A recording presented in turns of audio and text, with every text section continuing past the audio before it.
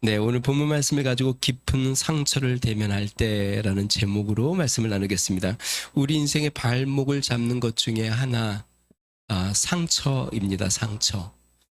아, 깊은 상처는 삶을 웅크리게 만들고 뒤로 물러서게 하고 또 과하게 경계심을 갖게 합니다. 마음의 원망의 뿌리를 내려서 그 뿌리가 가시를 돋게 만듭니다. 그래서 사람을 대할 때 그 가시로 찌르고 또 그 상처에 갇혀 자신을 괴롭게 하고 힘들게 하는 것, 그것이 상처죠. 그러면 우리가 누구에게 가장 큰 상처를 받을까요? 그 가까운 사람에게 가장 큰 상처를 받는다고 합니다. 모르는 사람이 주는 상처, 누군가 나에게 내뱉은 말들, 그냥 스쳐 지나가는 사람들이 준 상처들은 시간이 지나면, 아니 잠시 마음이 좀 아프긴 하지만 조금 지나면 뭐 그 사람이 기억나지도 않고 그 사람을 오래 품고 있지도 않습니다. 그러나 가까운 사람에게 받은 상처는 평생 삶의 고통이 되는 것이죠. 그래서 부모에 대한 상처가 굉장히 오래가 평생 부모에 대한 마음들이 그 상처가 그 삶을 지배하기도 합니다. 뿐만 아닙니다. 배우자와 갖는 상처들이 그렇습니다. 그래서 배우자와 지내면서 받는 상처들, 그 상처들이 심해서 뭐 배우자에 대해서 평생 왼수다라고도 이야기하죠. 또한 삶에서 더 의지하고 믿고 더 좋아했던 사람에게 상처를 많이 받게 되어 있습니다. 다시 이야기하면 가까우면 가까울수록, 좋아하면 좋아할수록, 의지하면 의지할수록 더 깊은 상처를 받게 되는 것이죠. 예수님을 믿고 나면 우리가 상처를 안 받을까요? 해영자매가 받는다고. 예수님을 믿고 나도 또 예수님 믿는 사람들 간에서도 우리가 상처를 받습니다. 상처 주는 일이 없으면 참 좋겠지만 그렇지 않다는 것이죠. 예수님이 이런 말씀을 했습니다. 누가복음 10장 1절에 보니까요. 예수께서 제자들에게 이르시되 실족하게 하는 일이 없을 수는 없으나 그렇게 하는 자에게는 화로다. 실족하게 하는 일이 없을 수는 없으나, 그러니까 우리가 죄성을 갖고 있는 인간이기 때문에 사람들을 실족해 하는 일들이 없을 수는 없다. 일어난다는 것이죠. 그러니까 사람들 실족하게 한다. 그러니까 상처나게 한다. 우리 믿는 성도들 안에서도 우리가 죄성이 있기 때문에, 온전하지 않기 때문에, 우리는 완전히 그리스도를 닮아가는 과정에 있지만 그리스도가 아니기 때문에, 예수님이 아니기 때문에, 근데 제 생각에는 그런 생각도 들어요. 여러분 어떻게 생각하세요? 예수님 때문에 상처받은 사람도 있을까요? 예수님 당시에? 있는 것 같아요. 가룟 유다가 상처를 받아서 예수님을 판 거 보면 예수님에 대한 기대를 이렇게 갖고 있었는데, 근데 그건 예수님이 잘못해서 상처가 받은 게 아니라 본인이 예수님에 대한 잘못된 기대를 갖고 있어서 그 기대가 못 미치니까 예수님께 마음에 상처가 돼요. 예수님을 배신하고 팔아 넘긴 것이죠. 그렇다고 친다면 예수님으로 말미암아 상처받은 사람, 유대 종교 지도자들도 아마 예수님 때문에 상처받았을 것 같아요. 왜냐하면 그들은 예수님이 하나님을 이렇게 하나님께 대한 참남한 말을 한다라는 생각에 자신들은 그 예수님의 자신이 하나님의 아들이라고 한 이야기가 그들에게 아마 큰 상처가 됐을 것 같아요. 그래서 예수님을 잡아 죽이려고 했겠죠. 예수님으로도 만약에 상처를 받는다고 한다면 뭐 우리로 말미암아 서로 상처를 받는 것은 어쩌면 너무나도 당연한 일일지 모르겠습니다. 믿는 사람들 안에서도 우리가 상처를 받죠. 사도 바울이 그 기적과 이적을 막 행하며 전도 여행을 많이 하고 따르는 사람들이 많을 때는 제자들이 굉장히 많았습니다. 근데 사도 바울이 감옥에 갇혔을 때, 마지막 때에, 사도 바울의 서신서에 보면 사도 바울이 이렇게 글을 쓰죠. 누구도 떠나갔고 누구도 떠나갔고 누구도 세상을 사랑해서 떠나갔고 누구만 남았다. 그러니까 사도 바울이 이적과 기적의 많은 역사들이, 그러니까 아주 풍성한 사역들이 많이 일어날 때는 많은 사람들이 있었는데 사도 바울이 감옥에 갇혔을 때, 물론 그건 하나님의 섭리 가운데 사도 바울이 감옥에 갇혀 있었던 것이죠. 그때 다 떠나가고 누구만 남았다. 그러니까 사도 바울이 그렇게 쓴다는 얘기는 그 마음속에 그것이 상처가 되었다는 뜻이겠죠. 그 마음이 그것 때문에 서운하고 힘들었다는 뜻이겠죠. 어쨌든 사도 바울 마음에도 그랬던 것 같아요. 예수님 마음에도 아마 그랬을 것 같아요. 예수님이 십자가에 달리시기 전, 여러분 재밌는 사실을 저를 한번 보실래요? 예수님이 오병이어 이후에 그 다음날 많은 사람들이 또 예수님께 왔는데, 예수님이 내 살과 피를 먹어야 된다고 하니까 사람들이 다 떠나갔어요. 그때 예수님이 제자들을 돌아보면서 그렇게 얘기죠. 너희도 가려느냐. 그런데요, 제자들은 영생의 말씀이 여기 계신데 우리가 어디 가겠습니까? 그런데 십자가에 딱 그 이후로, 바로 십자가 사건 이후에 제자들도 다 떠나갑니다. 그리고 제자 중에 한 명이 예수님을 팔아넘기기도 하고요. 그러니까 예수님도 실제로 우리처럼, 우리와 동일한 인간이시니까 우리처럼 동일한 그 마음의 상처와 아픔들이 분명히 있었겠다라는 생각들을 갖게 됩니다. 그러니까 이 세상에서 사는 동안에 우리가 상처를 받지 않을 수는 없죠. 그 상처 때문에 앞부분에 이야기한 것처럼 우리의 마음이 웅크러들고 또 뒤로 물러서기도 하고 과하게 또 경계심을 갖기도 하고 그렇게 되는 것이죠. 요셉에게 형들은 가장 큰 상처였습니다. 형들이 작담을 해서 자신을 죽이려고 했다라는 사실, 형제가 나를 죽이려고 했다. 뭐 남도 아니고 이것은 굉장히 끔찍한 일이죠. 물론 배다른 형들이기는 해요. 그렇지만 그 형들이 같은 아버지와 또 같은 가정에서 함께 자라났고 또 같이 모든 것들을 해왔던 형들이 자신을 죽이려고 하는 그 사건, 생각만 해도 굉장히 끔찍한 일이죠. 뿐만 아닙니다. 그로 말미암아 어떻게 됐냐면, 형들이 자신을 죽이려고 하다가, 그냥 죽이면 아무 유익이 안 되니까 돈으로 어떤 상인에게 팔아넘겨서 노예로 팔아놔서 돈이라도 좀 벌자 해서 은 20에 자신을 팔아넘기죠. 이로 말미암아 야곱에게 펼쳐진 그의 인생, 그 전과 그의 인생은 완전히 전혀 다른 인생이 되어버렸죠. 그 전까지는 아버지에게 채색 옷을 입고 아버지의 사랑을 독차지했던 요셉이 이 형들의 사건으로 말미암아 그의 인생은 완전히 나락으로 떨어졌습니다. 죄송합니다. 제가 서두에 이 설명을 안 했네요. 우리가 작년 말까지 창세기를 하다가 우리가 신년 들어서 약속의 말씀가에서 시리즈로 하다가 창세기가 많이 남지 않았습니다. 그래서 이걸 좀 마무리하려고 다시 이제 본문으로 돌아왔습니다. 지난 시간에 요셉이 애굽에서 고생을 아주 징탕하다가 애굽의 총리가 되어서 자녀를 낳은 장면까지도 보았습니다. 형들의 사건으로 말미암아 요셉은 애굽의 노예가 되어 종이 되어 보디발의 밑에서 10년 동안 종으로 지내왔고요. 또 거기에서 끝나지 않고 그 보디발의 아내의 유혹을 피하려고 하다가 죄수가 되어 감옥에서 3년을 지냈고요. 술 맡은 간원장이 자신의 꿈을 해석해서 이제 풀려날 줄 알았는데, 술 맡은 간원장과 떡 맡은 간원장으로 풀려날 줄 알았는데 또 잊어버려서 또 좀 더 오랜 시간을 그렇게 해서 요셉이 20여 년 동안 13년 동안이죠. 그리고 이제 그렇게 시간을 지내왔는데, 요셉에게 형들은 잊을 수 없는 상처죠. 그런데 오늘 본문 말씀 보니까 요셉에게 깊은 상처를 안긴 형들을 만나는 장면이 오늘 본문 말씀입니다. 이 41장에 어떤 장면이 나오냐면, 요셉이 두 아들을 낳고 두 아들의 이름을 짓습니다. 첫째 아들의 이름이 혹시 뭔지 기억나세요?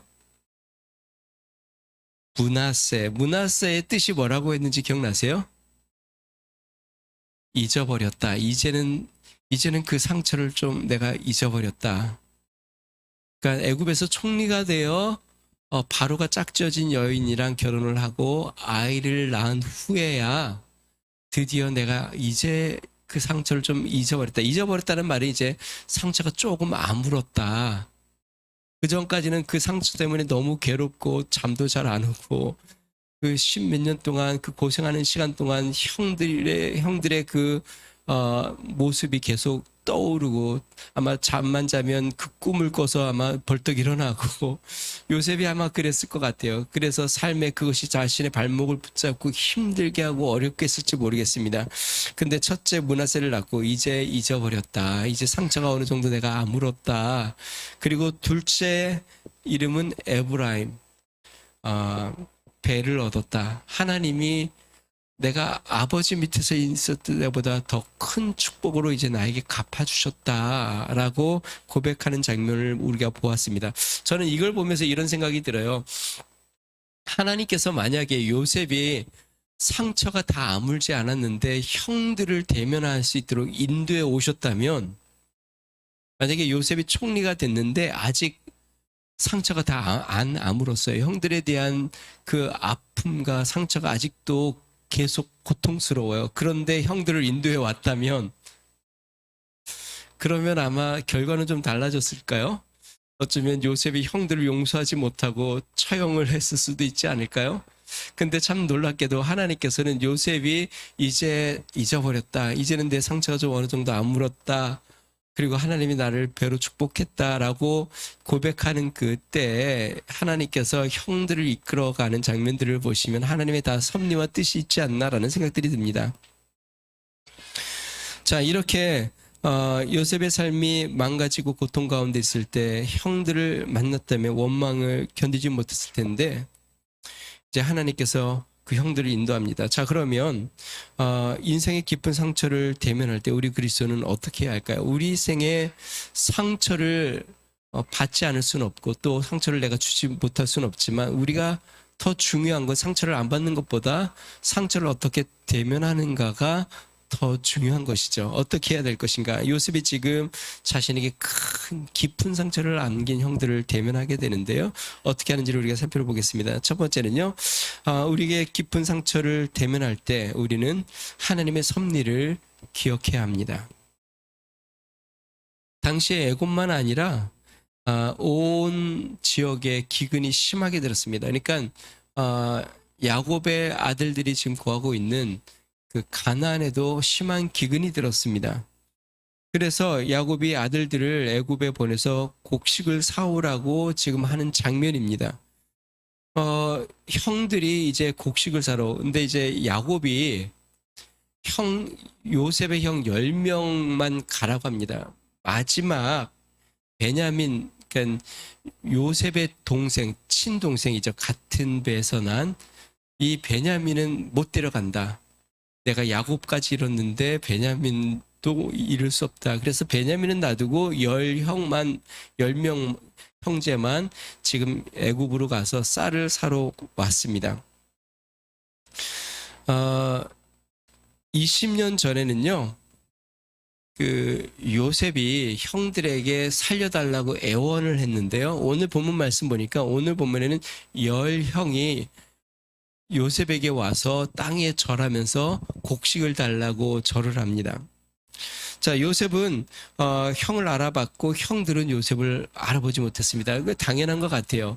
보통 우리가 그런 얘기를 하잖아요. 상처를 준 사람은 자기가 상처 준 것을 금방 잊어버리고 상처를 받은 사람은 상처 준 사람을 잊지 못하는 것처럼 아마 이 요셉은 형들을 항상 기억하고 있었고 또 형들이 언제나 올 것이라는 생각들을 늘 가졌을 것 같고 형들은 그 자신의 동생을 그렇게 해놓고서 아마 까마득하게 다 잊고 있었던 것 같아요. 그래서 애굽의 총리가 요셉 자기의 동생이라는 일일 거라는 것을 꿈에도 생각을 못했을 것 같아요. 우리 6절 말씀 같이 한번 읽어볼까요? 같이 읽습니다. 시작. 그때 요셉이 나라의 총리로서 그 땅 모든 백성에게 곡식을 팔더니 요셉의 형들이 와서 그 앞에서 땅에 엎드려 절하매. 자, 이렇게 요셉의 형들이 요셉에게 와서 땅에 엎드려 절할 때 요셉 마음속에 떠오르는 생각, 떠오르는 기억되는 생각이 하나, 그 장면이 하나 있었습니다. 여러분, 이렇게 형들, 자신의 인생에 가장 깊은 상처를 준 형들을, 뭐 상처가 좀 아물었다고 하지만 한 20년 지난 상황입니다. 20년 만에 딱 대면을 하게 되면 어떤 생각이 먼저 떠오를까요? 예? 상처. 예. 분명히 20년 만에 그 형들을 만나면 어떤 장면이 먼저 떠오르냐면, 형들이 자신을 구덩이에 던졌던 장면, 아니면은 형들한테 살려달라고 구덩이 속에서 자기가 애원했던 그 장면, 형들이 자신을 구덩이에 던지고 낄낄댔던 그 모습, 그리고 상인에게 팔자고 했던 그 음성, 그리고 그 20달란트를 얻고서 그냥 좋아하는 형들의 그런 탐욕스러운 모습 뿐만 아닙니다. 그 후로 자기가 그 형들로 말미암아 자기 인생에 꼬였던 많은 어려움들, 보디발 밑에서 고생했던, 그 다음에 그 보디발의 아내로 말미암아 감옥에 갇혔던 이 장면이 필름처럼 쫙 지나가야 되지 않을까요? 그런데 오늘 성경 말씀 보니까요, 요셉의 형들을 딱 만나자 먼저 떠오른 장면이 있습니다. 9절 말씀 같이 한번 읽어보겠습니다. 시작. 요셉이 그들에게 대하여 꾼 꿈을 생각하고 그들에게 이르되 너희는 정당꾼이라 이 날의 틈을 엿보려고 왔느니라. 지금 요셉이 무엇을 생각했다고요? 그들에 대하여 꾼 꿈을 생각하고, 분명히 형들을 만났을 때에 형들이 자신들을 죽이려고 했던, 또 자신들을 웅덩이에 던졌던 그런 모습이 떠올라야 하는데, 요셉 마음속에 가장 먼저 생각이 난 건 뭐냐면 꾼 꿈이 생각났습니다. 어떤 꿈을 꿨을까요? 요셉이 17살 때에 곡식단이 10개의 곡식단이, 형들의 곡식단이 자신의 곡식단을 둘러서 절하던 꿈을 꾸었습니다. 뿐만 아닙니다. 그 다음에 또 꿈을 꿨는데 별들, 형들의 별들과 해와 달이 자신에게 절하는 꿈을 꿨습니다. 그것을 떠올렸어요. 다시 이야기하면 하나님이 보여주신 섭리와 계시를 먼저 생각했다는 것이죠. 여러분, 이 종이 한 장 차이인 것 같아요. 우리의 마음은. 내가 나에게 상처 준 사람을 딱 보았을 때 저를 한번 보세요. 하나님을 바라볼 것인지 그 사람이 나에게 상처를 준 것을 바라볼 것인지는 한순간에 내 마음의 종이 한 장처럼 내가 그 사람에 대한 원망과 원한으로 그 사람을 바라볼 수 있고, 아니면 하나님의 역사와 하나님의 섭리를 바라볼 수 있는 것.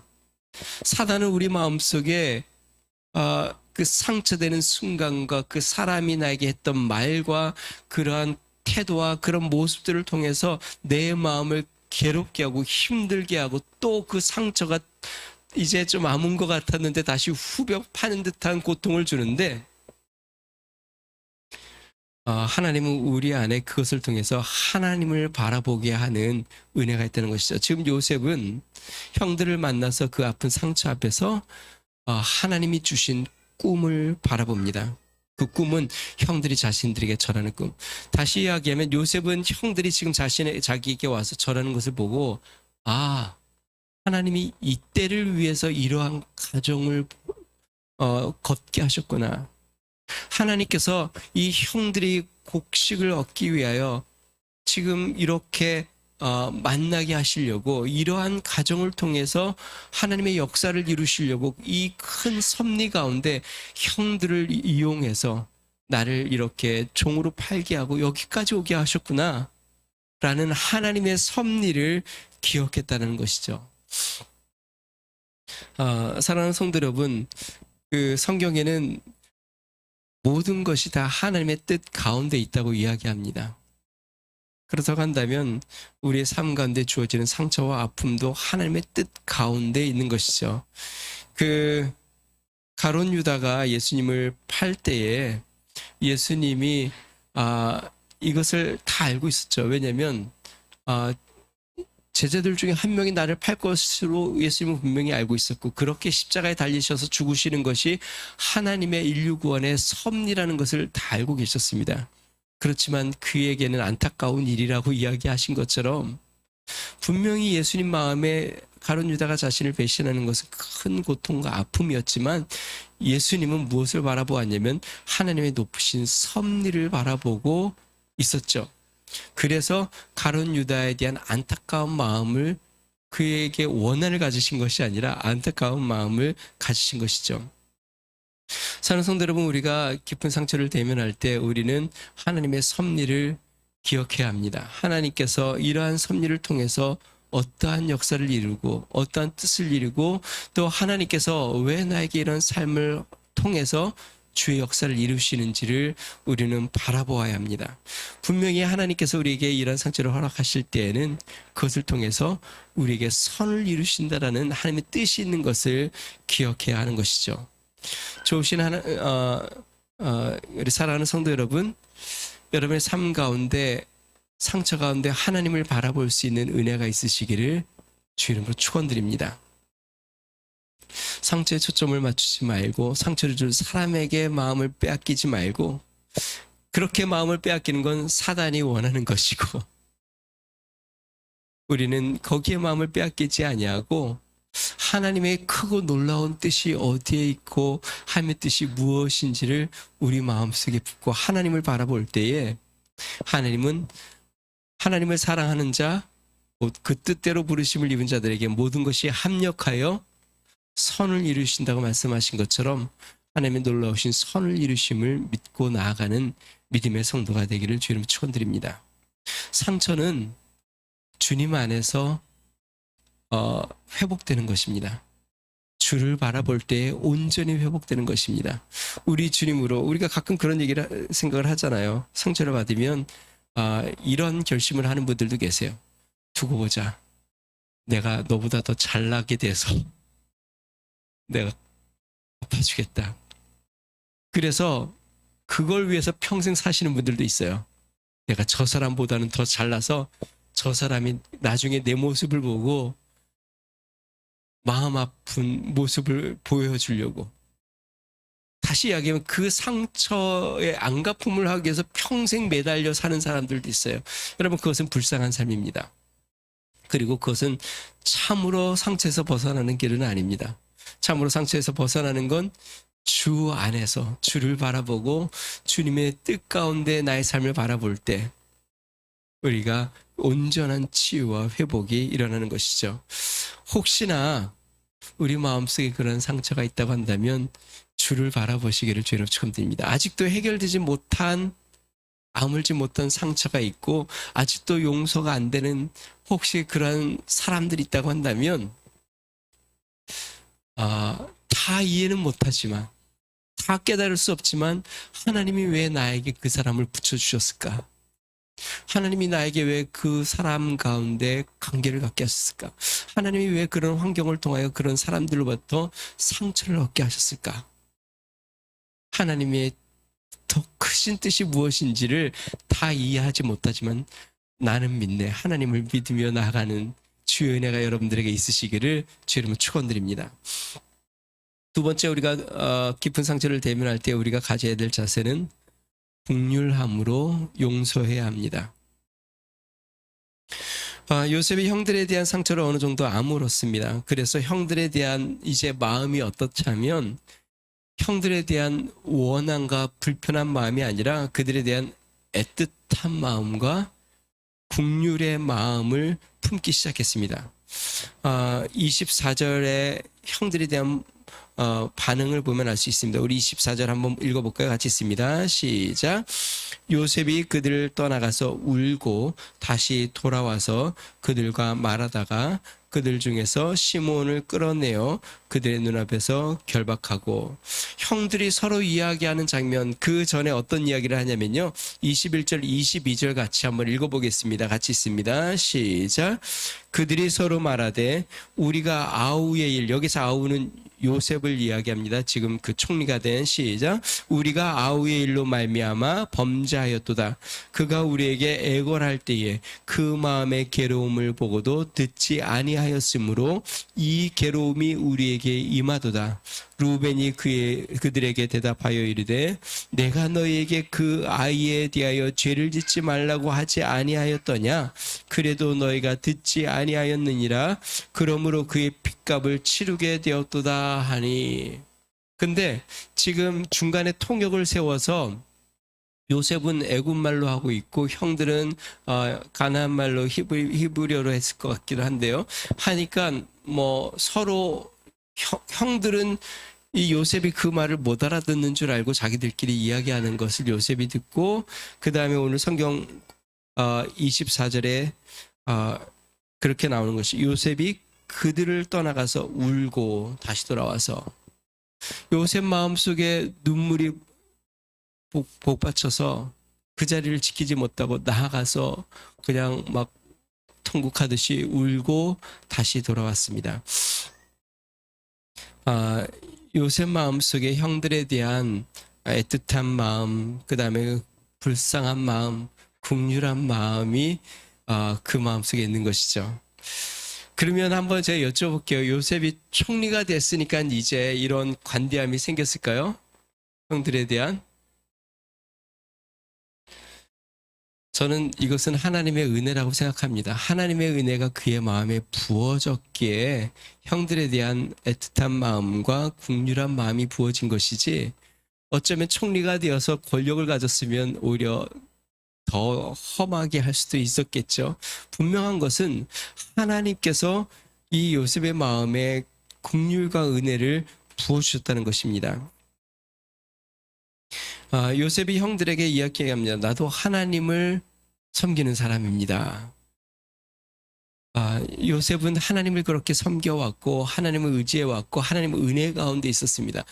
그 은혜가 그 요셉 마음속에 형들에 대한 용서하는 마음과 또 긍휼히 여기는 마음을 부어주신 것이죠. 자, 그런데 다른 한편으로 보면요, 요셉은 매우 형들에게 엄하게 대합니다. 요셉이 형들을 만난 지 약 20년 만인데요. 따져보면 보디발의 종으로 10년, 그 다음에 감옥에서 3년, 총리가 되어 풍년을 7년 동안 보냈으니까 딱 20년이죠. 그리고 가나안에서 이제 양식이 없어서 쌀을 구하러 왔으니까 흉년이 들어 아마 조금 지났으니까 20년이 조금 지난 것 같아요. 20년 좀 지난 후에 형들을 만났습니다.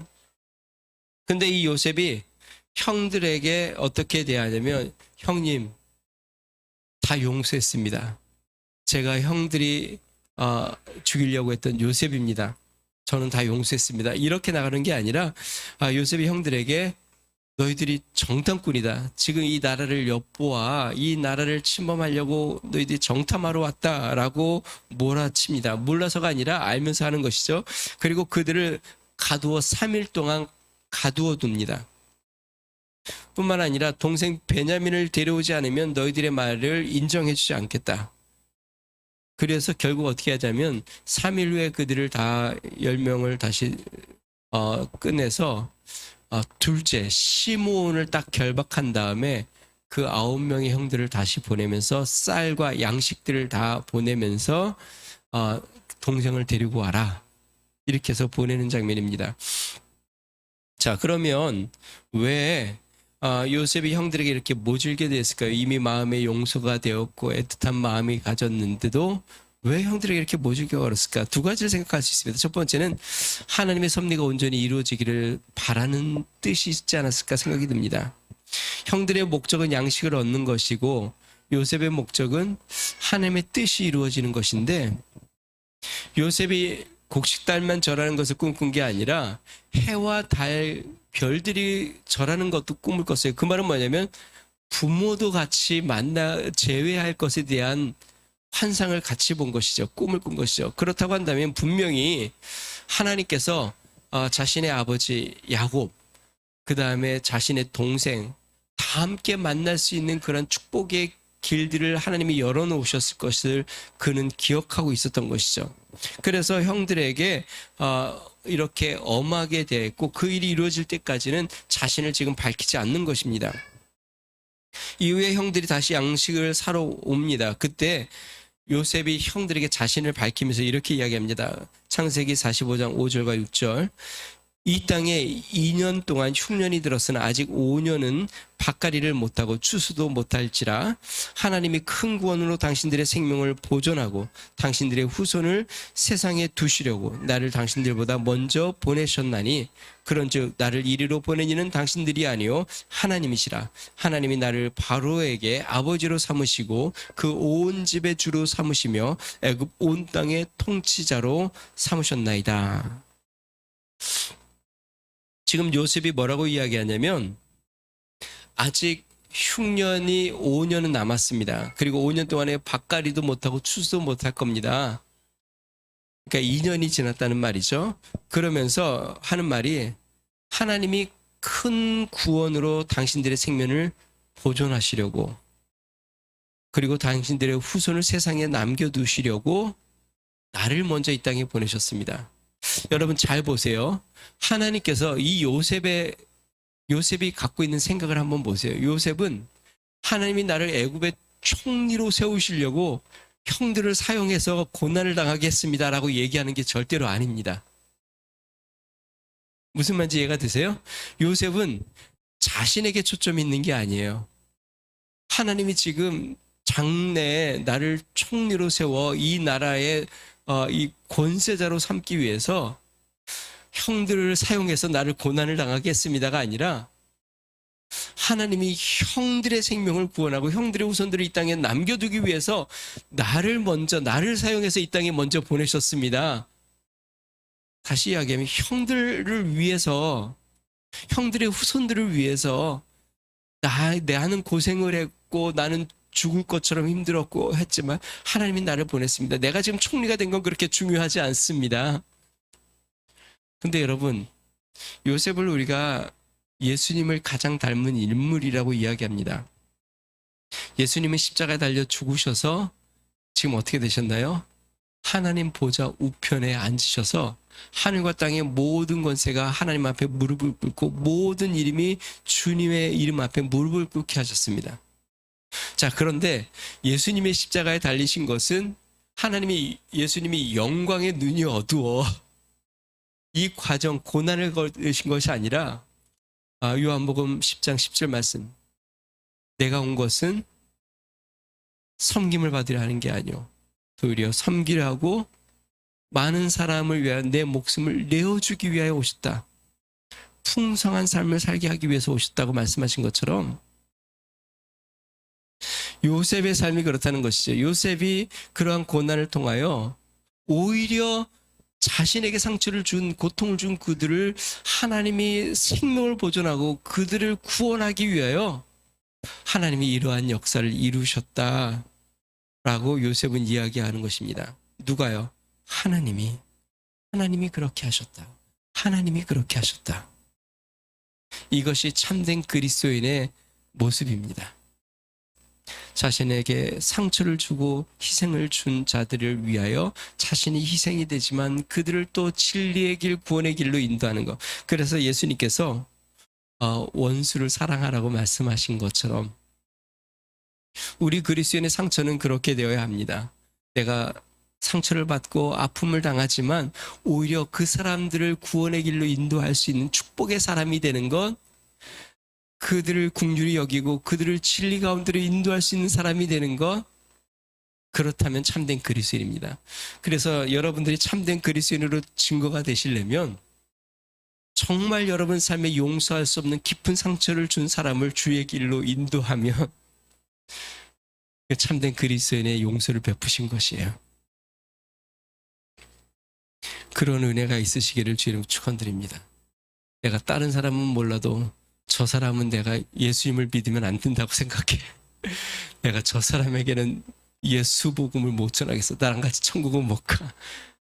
가 아니라 정말 내가 그런 상처와 희생을 통하여 그 사람이 구원을 받는 길이 열린다면, 내가 그러한 오해를 당하고 아픔을 당하여 오히려 그 사람에게 축복의 문이 열린다면, 내가 희생해서라도 그 사람의 하나님이 나를 그렇게 사용하신다면, 하나님이 내가 상처를 받아 다른 사람들에게 축복의 구원의 길을 여신다면, 그렇게 하나님의 섭리 가운데 쓰임받을 수 있는 그러한 은혜가 우리 가운데 있다면 그것은 우리가 십자가의 길을 걷는 것입니다. 예수님이 가신 길을 걷는 것이고 요셉이 걸어간 그 믿음의 길을 걷는 것이고 우리는 그러한 십자가의 축복의 길을 걷는 것입니다. 사랑하는 성도 여러분, 삶 가운데 받은 상처로 말미암아 움크러들거나 뒤로 물러서거나 아니면 그 상처에 갇혀서 절망 가운데 있지 마시기를 주로 축원드립니다.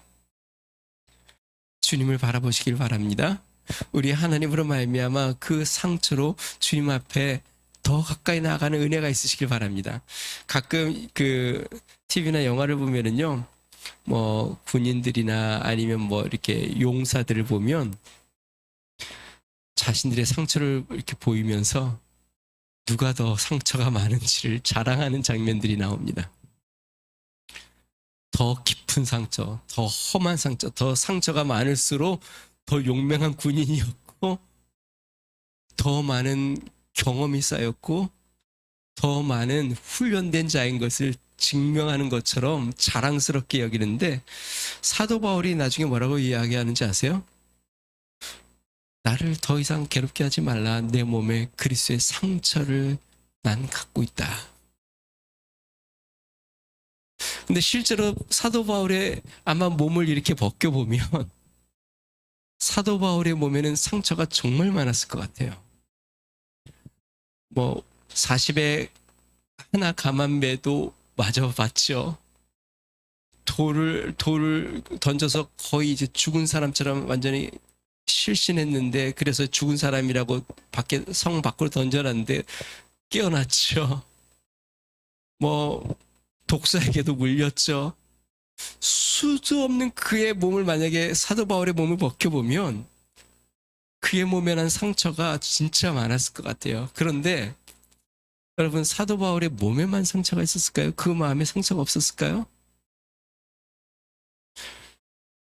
사람들이 바울에게 너는 미쳤다. 너가 학문이 많아서 너 완전히 이제 미친 거 아니냐.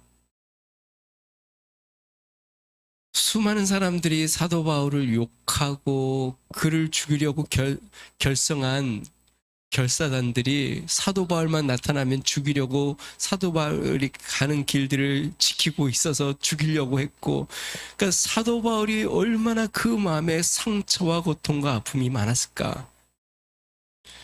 그런데 사도 바울은 그것을 영광스럽게 생각한 것 같아요. 제자들도 그랬죠. 예수님으로 말미암아 매를 맞고 돌아왔을 때 내가 이제 드디어 예수님으로 말미암아 상처를 받는구나. 사랑하는 성도 여러분, 예수님을 섬기고 주의 길을 가면서 받는 상처, 또 물론 우리가 연약해서 받는 상처들도 많이 있습니다. 그러나 상처에 매달려 있지 말고 주님의 섭리를 바라보시기를 주님 축원드립니다. 그리고 혹시나 우리가 예수님을 섬기고 주의 길을 가다가 받는 상처가 있다고 한다면 주님 나라 가서 영광스럽게 그 상처는 빛이 날 거라고 저는 생각이 듭니다. 사도 바울처럼 내 몸에 상처를 갖고 있다. 나도 그리스도의 흔적이 있다. 주님 나라 가면 그리스도의 흔적을 많이 가진 사람이 더 많은 영광의 관을 받지 않을까 생각이 들어요. 나도 그리스도의 흔적을 갖고 있다. 내가 주님을 섬기다가 이런 오해도 받아봤어. 내가 주님을 섬기다가 이렇게 사람들에게 따돌림도 받아봤어. 사람들이 이렇게 저렇게 수군거리는 소리도 들어봤어. 내가 교회 안에서 이렇게 섬기는데 사람들이 따르게 오해하는 이야기도 들어봤어. 뭐 우리 안에 그럴 수도 있어요. 그것 때문에 사람을 원망하지 말고 야, 이제 나도 그리스도의 흔적을 갖는구나. 나는 주님의 마음을 갖고 주님 앞에 그 상처를 들고 나아가 주님의 은혜 가운데 나가는 믿음의 성도들 되시기를 주로 축원드립니다. 우리 같이 한번 기도하겠습니다.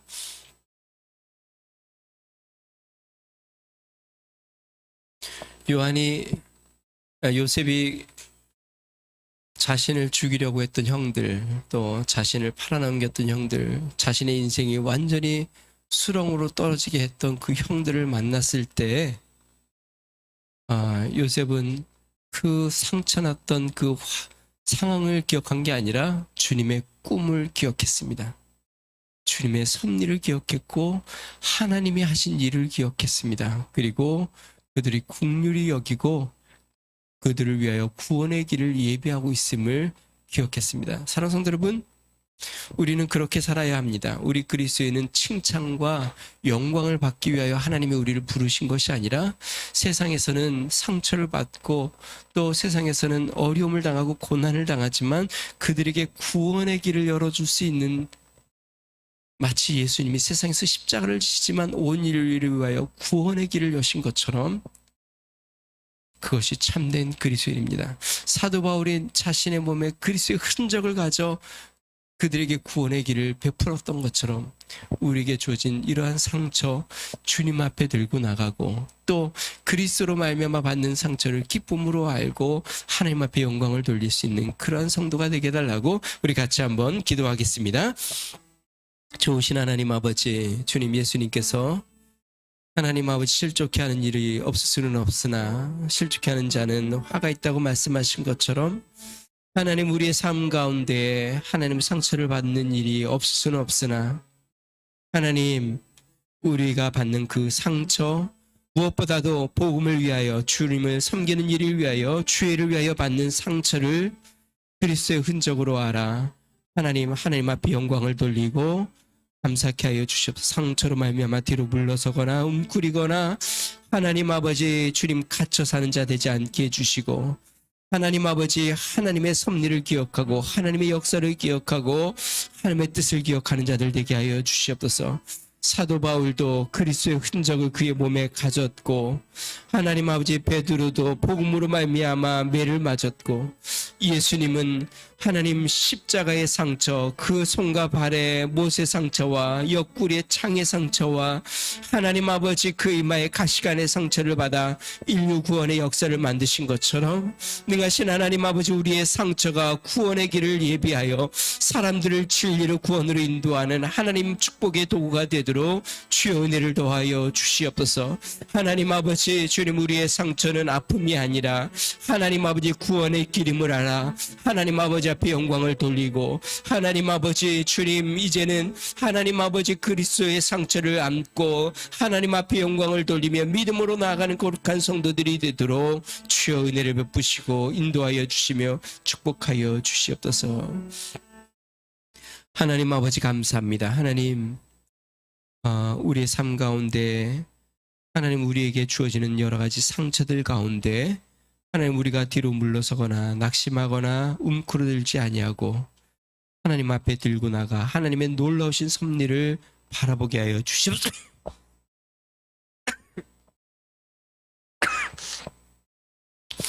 하나님 아버지 우리의 상처가 단지 아픔으로 끝나지 아니하고 이 상처로 말미암아 하나님 사람들의 영혼의 구원의 역사와 하나님 그들을 진리로 인도하는 역사와 하나님의 섭리를 이루는 축복의 도구가 되도록 주여 인도하여 주시옵소서.